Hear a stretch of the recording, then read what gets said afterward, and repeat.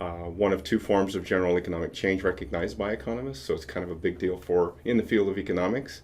The other generally recognized type of change is long-run growth, which is a very different thing that's not discussed here. So that's kind of an aside, but it's an important aside.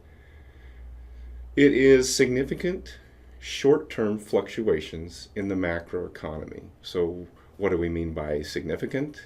What you could do is collect data on GDP, say, and over history, and just measure its standard deviation, right? So the standard deviation is a commonly used, relatively straightforward statistic that measures volatility. It's very handy. So you could do that, and then you could look at changes in GDP at particular episodes in time, and you could ask yourself the question, is this change in GDP large relative to the standard deviation of the history of GDP that I have, right? Is a particular quarter, say, its change from the prior quarter large relative to all the changes we have, say, since World War II, something like that.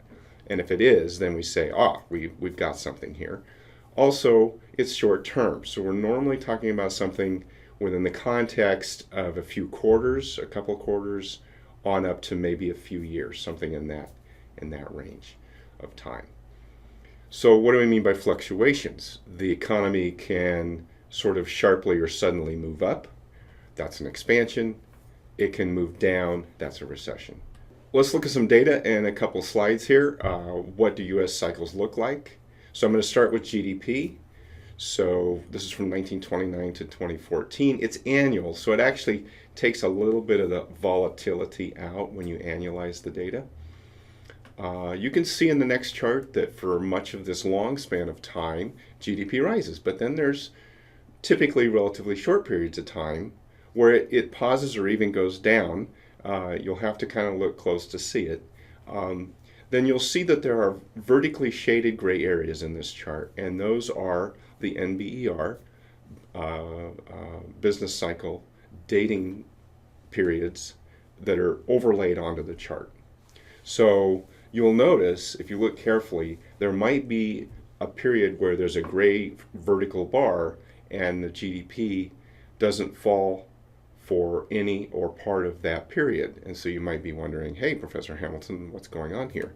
Well, remember I said that the NBER has a complicated system where they use many, many indicators, right? So I'm just using GDP as a very crude proxy here. So here's the chart. So you can see, right from the get-go, there's the broadest of all the gray shaded vertical bars. From 1929 to 1933, that is the Great Depression. It's very famous. Probably most everyone who's listening to this has heard of the Great Depression. And you can see the blue line is falling through that range of that vertical gray shaded bar. But at the same time, I would say, and many people would say, this is kind of subtle looking, right? It's hard to see the devastation to certain households' lives that are caused by recessions, right? That we know is the case. So let's do a second take on this. Let's use the unemployment rate. So that's on the next slide here. Here, I think it's much easier to see. And also here, when there's a gray shaded vertical bar, the unemployment rate is rising pretty much, it's very consistent. It's more consistent than GDP. This, keep in mind, is post-World War II. It doesn't go as far back in time as the GDP data in the previous slide did.